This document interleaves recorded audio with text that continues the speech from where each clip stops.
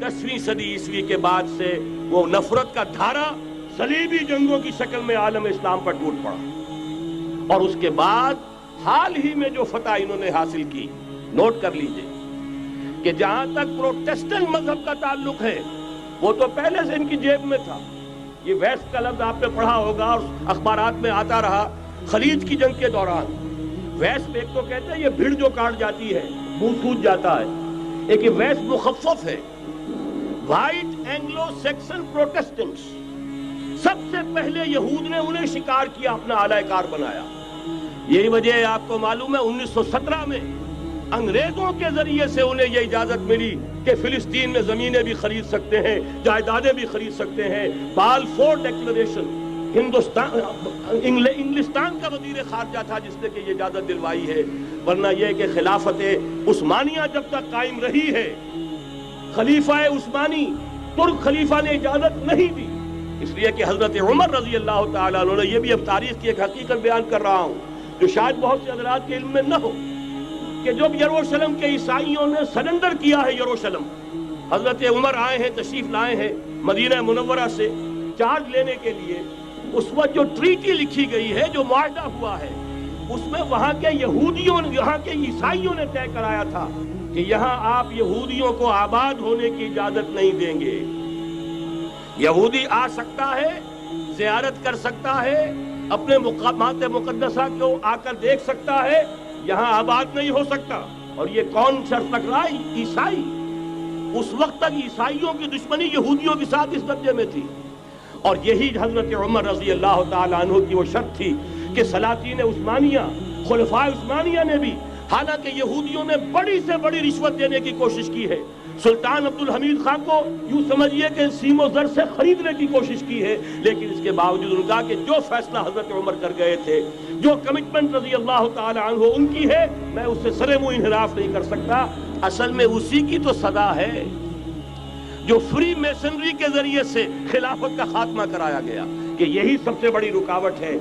अगर खिलाफत खत्म न होती और अगर कहीं जिहाद का ऐलान खलीफा उस्मानी की तरफ से हो गया होता, तो ये कही थी बात जब हजरत शेखुल हिंद रहमतुल्लाह अलैह जब ये असीरी में थे माल्टा में, तो वहां का अंग्रेज कमांडेंट, उसने क्योंकि वो कुछ मुरीद हो गया था या कम से कम अकीदतमंद हो गया था, एक रोज हजरत शेखुल हिंद ने उनसे सवाल किया उस शख्स से कि आप लोग हमारी खिलाफत के पीछे क्यों पड़े हुए? ये तो बीमार, तुम खुद कहते हो, यूरोप का मर्दे बीमार तुर्की, आपको क्या डर है इससे? आप क्यों इस बेचारी खिलाफत के दर पे हैं? उस शख्स ने जवाब दिया था, मौलाना इतने भोलपन के साथ बात ना कीजिए, हम भी जानते हैं, आप भी जानते हैं, अगर कहीं खिलाफत उस्मानिया की तरफ से जिहाद का ऐलान हो गया तो पूरे आलम इस्लाम से लाखों मुसलमान अपने सरों से कफन बांध कर निकल आएंगे।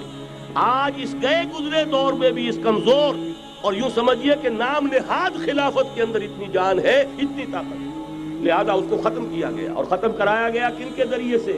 वो जो मुसलमान कहलाते हैं थे फ्री मेसन, मुस्तफा कमाल पाशा फ्री मेसन, और उसके जरिए से इन्होंने सारे काम जो करवाए वो दर हकीकत अपनी साजिशों के जरिए से और मुसलमानों को इस्तेमाल करके करवाए। बहरहाल बात लंबी हो रही है।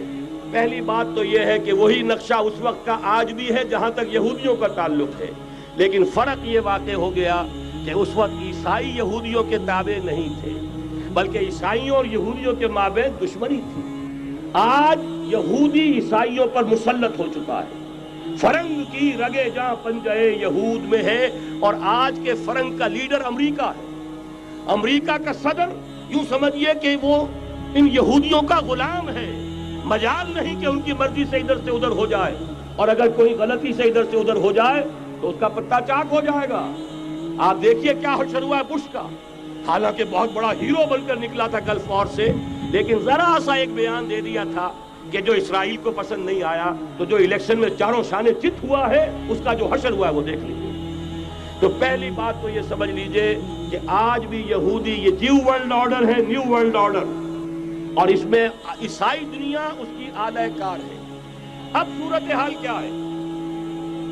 ईसाई दुनिया, मैं एक बात बता रहा था बीच में रह गई, कि जहां तक प्रोटेस्टेंट ईसाई थे वो तो पहले इनके हाथ में थे। हाल ही में इन्होंने जो फतह हासिल की है وہ کیتھولک عیسائیت کو بھی اپنے ہاتھ میں لے لیا ہے۔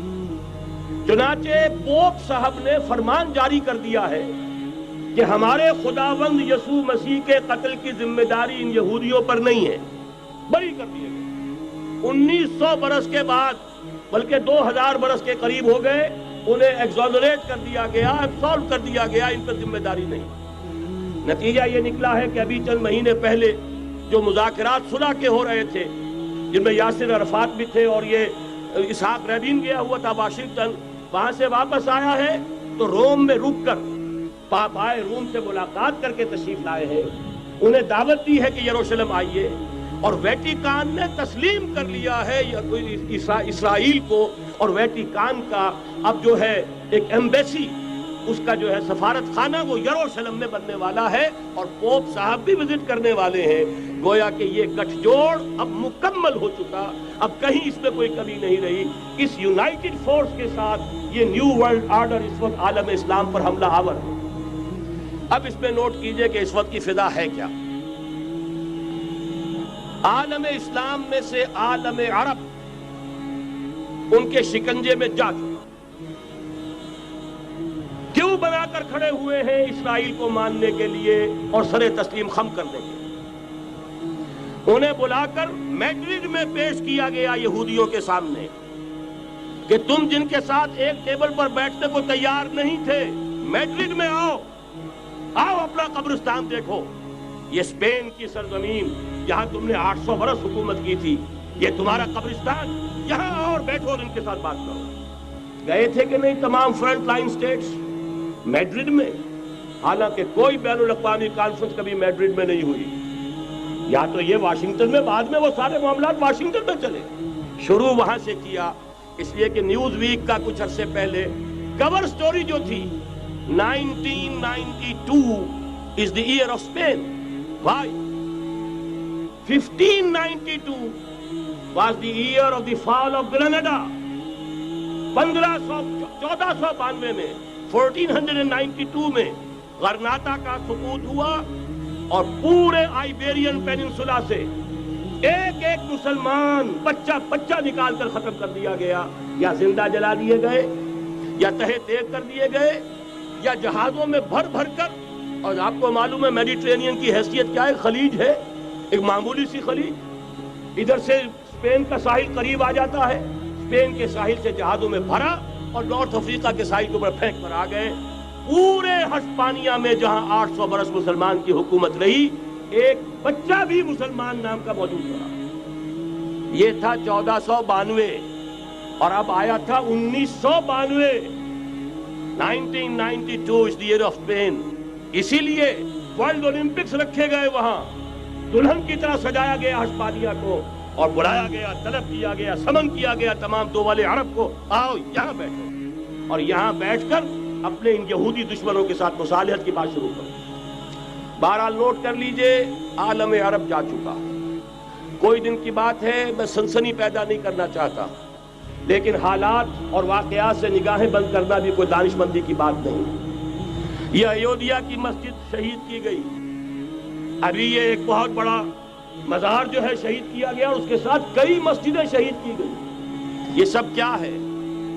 یہ مسلمانوں کی نفس دیکھی جا رہی ہے کہ کوئی غیرت اور حمیت نام کی کوئی شے باقی ہے۔ جیسے علامہ اقبال نے وہ نظم لکھی تھی، عبد القادر روہیلا بڑا ظالم جفاجو کینہ پرور تھا، لیکن یہ کہ اس نے جو ایک ٹیسٹ لیا تھا کہ وہ جو عورتیں ہیں تیموری خاندان کی، ان میں کوئی رمق رہ گئی ہے؟ معلوم ہوا کہ نہیں، کہ غیرت نام تھا جس کا گئی تیمور کے گھر سے، ختم، غیرت نکل گئی۔ اسی طرح ایودھیا کی مسجد، اب چرار شریف، اور یہ کوئی دن کی بات ہے کہ اب مسجد اقصیٰ کا نمبر آیا کہ آیا، اس کے لیے پوری تیاریاں ہو چکی ہیں۔ یروشلم کا مشرقی حصہ خالی کرایا جا چکا ہے، اس کے اندر اب پورا تسلط یہودی کر رہے ہیں، یہاں تک کہ اب کے یاسر عرفات صاحب نے بھی کچھ نہ کچھ جو ہے احتجاج کی بات کی ہے، حالانکہ اب تک ہر بات مان کر منقار زیر پر تھا، لیکن یہ کہ ایک وقت آتا ہے آخر کار اسے بھی کچھ بولنا پڑ گیا ہے۔ لیکن یہودی اب پیچھے قدم ہٹانے والا نہیں ہے، ان کا تھرڈ ٹیمپل، تیسری مرتبہ ہیکل سلیمانی تعمیر ہونا ہے، نوٹ کر لیجئے، ان کے لیے وہ وہی کچھ ہے جو ہمارے لیے کعبہ ہے. ان کے لیے ہیکل سلیمانی بالکل وہی حیثیت رکھتا ہے جو ہمارے لیے کعبہ. وہ ہیکل سلیمانی ایک مرتبہ پہلے نبوکدنضر کے ہاتھوں مسمار ہوا، پھر سن 70 عیسوی میں ٹائٹس کے ہاتھوں مسمار ہوا. سن 70 کے بعد آج 1995 میں کتنے برس ہو گئے؟ پورے 1925 برس ہو گئے کہ ان کا کعبہ زمین بوس پڑا ہوا ہے. اب تک تو ان کا بس نہیں تھا، اب تو بس ہے کہ نہیں؟ اب ان کی حکومت ہے کہ نہیں؟ اب شاہ حسن ہو چاہے شاہ حسین، ان کے نوکر اور چاکر ہیں یا نہیں؟ اب انہیں ڈر کس کا ہے؟ لہذا کوئی دن کی بات ہے مسجد اقصی شہید ہوگی اور ٹیمپل کی تعمیر شروع ہوگی. یہ تو بہرحال ایک نقشہ ہے. اگلا نقشہ آپ کو بتانا چاہتا ہوں، ایک دوسری تصویر ہے. یہ تصویر ہے زمینی، ایک تصویر ہے آسمانی. وَمَكَرُوا وَمَكَرَ اللَّهُ وَاللَّهُ خَيْرُ الْمَاكِرِينَ. انہوں نے اپنی سی تدبیریں کی، اللہ نے اپنی تدبیر کی، اور ظاہر بات ہے اللہ کی تدبیر سے بہتر تدبیر کس کی ہوگی؟ چنانچہ یہودیوں کی سازشیں اس وقت بھی ناکام ہوئی تھی یا نہیں؟ ظاہر بات ہے جاء الحق وزهق الباطل ان الباطل کان زہوقا. لہذا یہ آیتیں دونوں اعلان کر رہی ہیں کہ یہودیوں کی سازشیں بالآخر ناکام ہوں گی اور دین حق کا بول بالا ہو کر رہے گا. یہ تو ان آیتوں سے ظاہر ہے. یریدون لیطفئوا نور اللہ بافواہہم واللہ متم نورہ ولو کرہ الکافرون. یریدون ان یطفئوا نور اللہ بافواہہم ویابى اللہ الا یتم نورہ ولو کرہ الکافرون. هو الذی ارسل رسولہ بالہدى ودین الحق لیظہرہ علی الدین کلہ ولو کرہ المشرکون. اللہ نے تو بھیجا ہی ہے اپنے رسول کو اس فیصلے کے ساتھ اور یہ ذمہ داری اور مشن دے کر کہ جو دین حق آپ کو دے کر بھیجا جا رہا ہے اسے غالب کیجئے، نافذ کیجئے، قائم کیجئے. اس مشن کے ساتھ بھیجا جا رہا ہے اور وہ بہرحال آیا جاء الحق وزهق الباطل ان الباطل کان زہوقا. لیکن نوٹ کرنے کی بات یہ ہے، ذرا یہاں تھوڑا سا تحمل کے ساتھ غور کیجئے گا، کہیں میرے خلاف کوئی فتویٰ دینا شروع کر دیں. کیا حضور کا مقصد بعثت اس وقت مکمل ہو گیا تھا؟ ایک درجے میں ہو گیا کہ جزیرہ نما عرب پر اللہ کے نور کا بھی اتمام ہو گیا، اللہ کا دین بھی غالب ہو گیا. ہو گیا کہ نہیں ہو گیا؟ لیکن کیا محمد الرسول اللہ صرف عرب کے لیے بھیجے گئے تھے؟ قرآن کہتا ہے ببانگ دول وما ارسلناک الا کافۃ للناس بشیرا ونذیرا. اے محمد صلی اللہ علیہ وسلم، ہم نے نہیں بھیجا ہے آپ کو مگر پوری نوع انسانی کے لیے بشیر اور نذیر بنا کر. تو جان لیجئے کہ یہ مقصد بعثت محمدی صلی اللہ علیہ وسلم بتمام و کمال اس وقت پورا ہوگا جب کل عالم انسانیت پر، کل روئے ارضی پر اللہ کا دین اسی طرح غالب ہو جائے گا جس طرح کہ محمد رسول اللہ والذین معہ صلی اللہ علیہ وسلم ورضی اللہ تعالی عنہم اجمعین، ان کے ہاتھوں سے، ان کے ایثار سے، ان کی قربانیوں سے، جن کا نقشہ آپ کے سامنے مولانا کھینچ چکے ہیں، ان کے احسار، ان کی قربانیاں، ان کی محنت، ان کی جفاکشی، ان کی سرفروشی، ان کے جان تن من دھن لگا دینے کے نتیجے میں جیسے اس وقت غالب ہوا تھا کل روئے ارضی پر غالب ہوگا، تب کہیں جا کر مقصد بعثت محمدی مکمل ہوگا. یہی وجہ ہے اقبال نے کہا تھا وقت فرصت ہے کہاں، کام ابھی باقی ہے، نور توحید کا اتمام ابھی باقی ہے. لیکن ساتھ ہی خوشخبری بھی دی تھی، یہ چمن معمور ہوگا نغمہ توحید سے. آئے گا وہ دور، یہ چمن معمور ہوگا نغمہ توحید سے، لازماً آ کر رہے گا.